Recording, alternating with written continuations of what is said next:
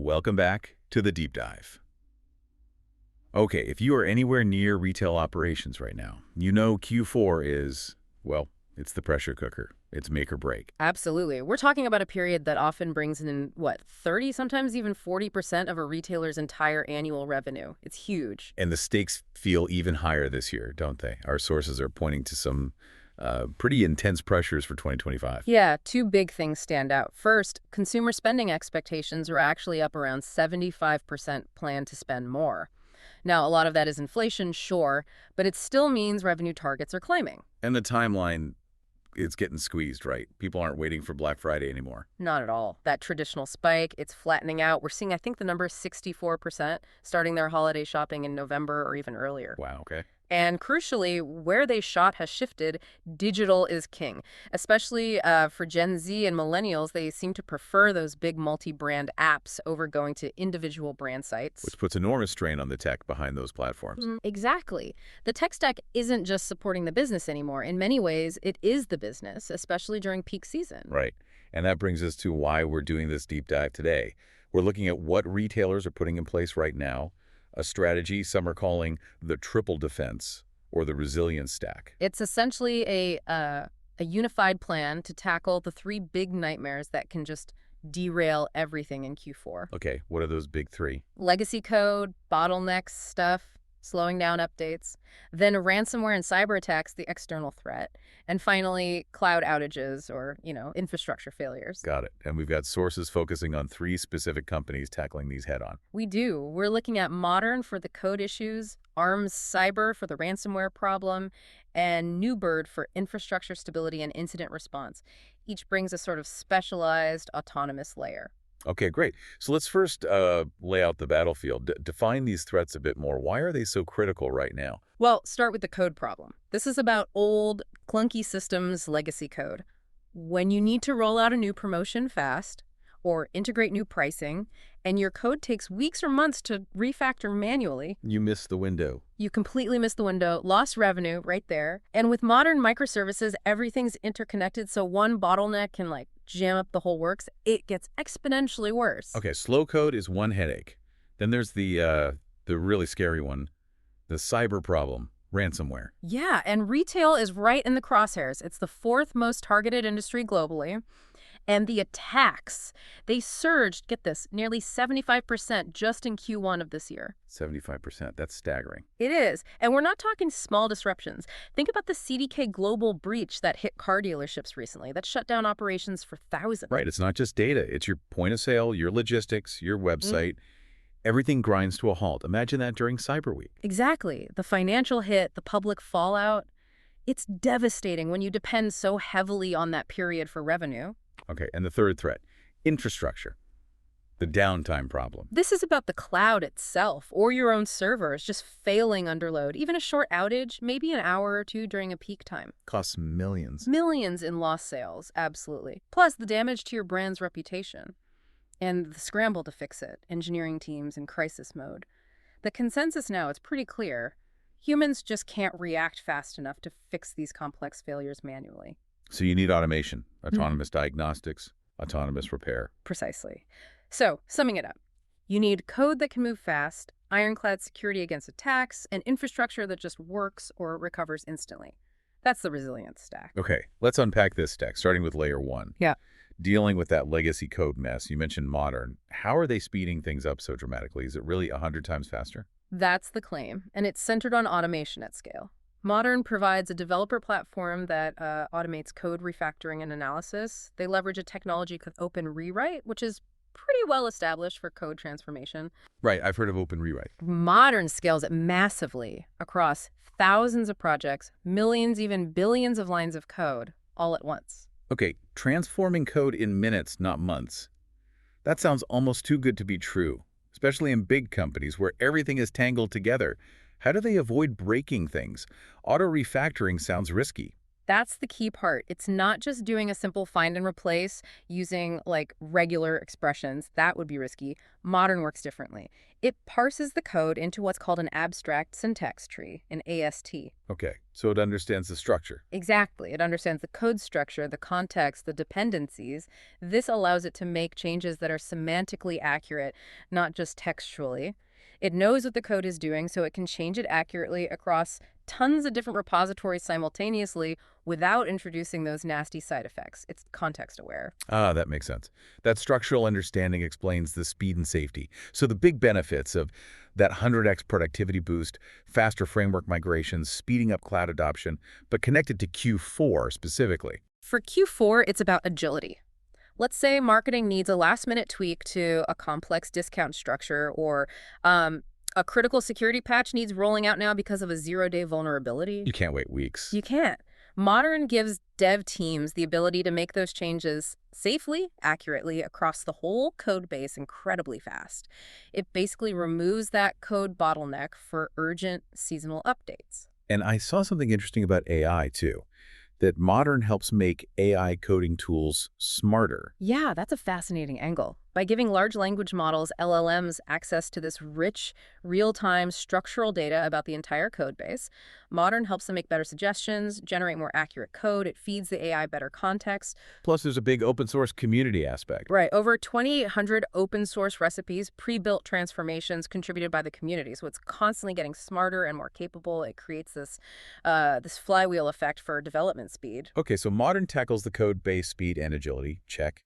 But fast code doesn't help if a hacker locks up your whole system. Precisely. Which brings us to layer 2.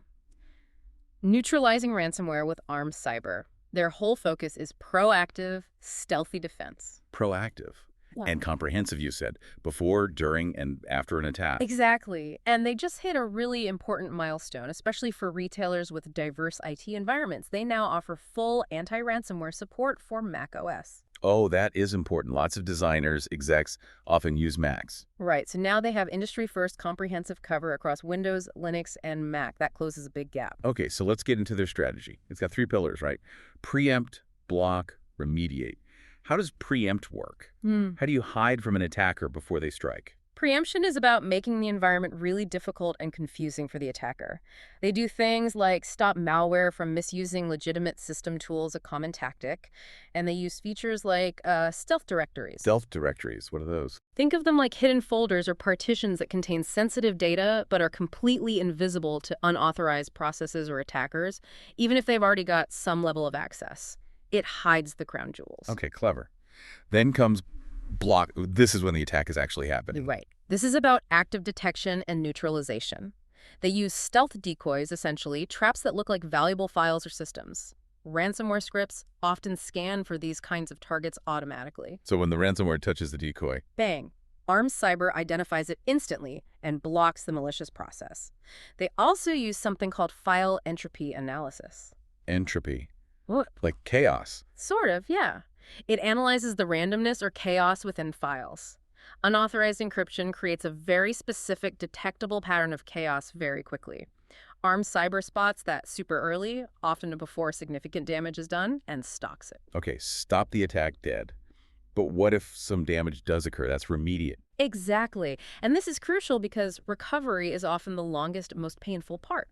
Armed Cyber focuses on getting the business back online in minutes, not hours or days. Minutes. How? Usually you're restoring from backups, which takes ages. They use the Stealth Vault. It's like a hidden, secure, time-locked copy of critical data stored locally on the machine but completely isolated and invisible to the network and any attackers. Ah, so the clean data is right there. Right there. Armed Cyber can access it and restore the system almost instantly, bypassing that whole slow process of pulling potentially massive backups from the cloud or elsewhere. The results seem, well, incredible. Their customers report 0 ransom paid, compared to an industry average of nearly $3 million.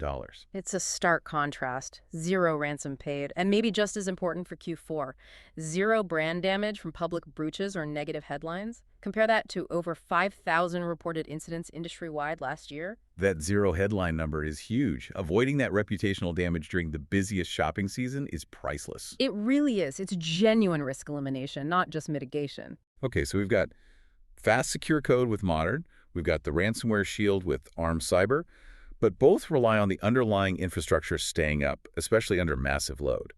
What happens when the cloud platform itself or the microservices start to wobble? That's the final piece, isn't it? If the foundation crumbles, the rest doesn't matter. This is where Neubird comes in. They position themselves as the 247 AI incident commander. Their core product is called Hawkeye, an agentic AI SRE. Can you break that down? What does agentic AI SRE mean in plain English? Yeah, it sounds like jargon, but it's a key concept. An SRE, a site reliability engineer, is usually the human expert focused on keeping systems reliable, automated, and fixing things when they break. Right. Agentic AI means Hawkeye isn't just a tool for the SRE. It is the SRE, or at least an AI version. It's autonomous. It doesn't just flag an alert.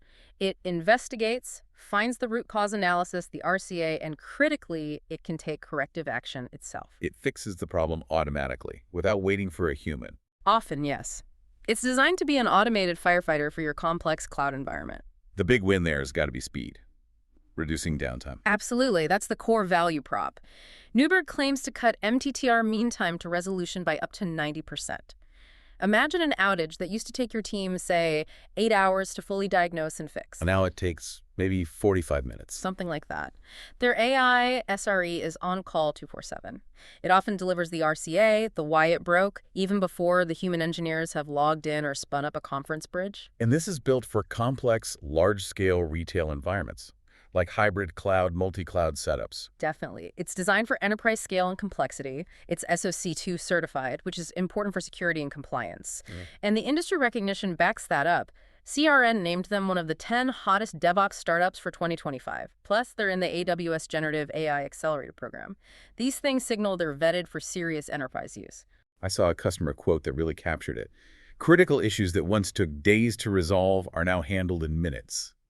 That's exactly what you need when your site is getting hammered on Black Friday.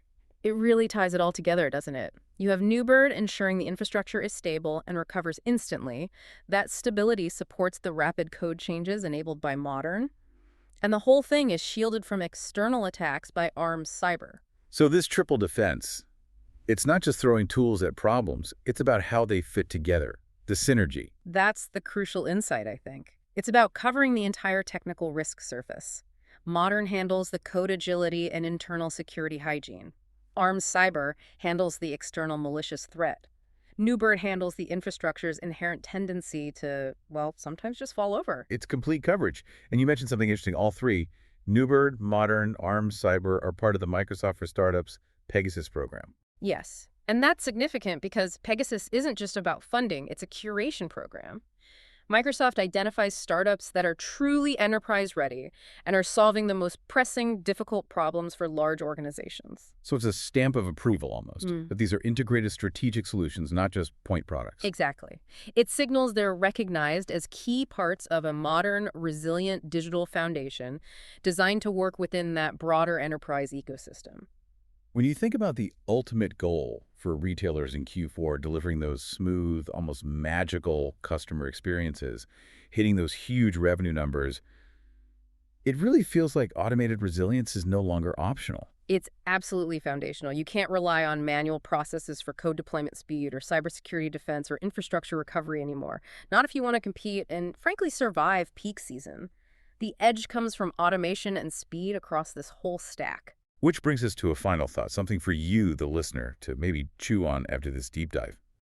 When you see agentic AI like Neubird's Hawkeye, autonomously fixing complex systems, and platforms like Modern refactoring code bases at massive scale, it makes you wonder, doesn't it, if these foundational layers, maintenance, security, incident response, can be handled reliably, instantly, by AI agents. then maybe the biggest risk, the biggest bottleneck, isn't the attacker or the system failure anymore. Maybe it's actually relying on slower, sometimes error-prone human intervention for these core operational tasks. How long before human involvement in fixing these kinds of foundational issues becomes the exception rather than the rule? That feels like the direction things are heading. The future seems to be systems that diagnose and heal themselves long before we even get the alert.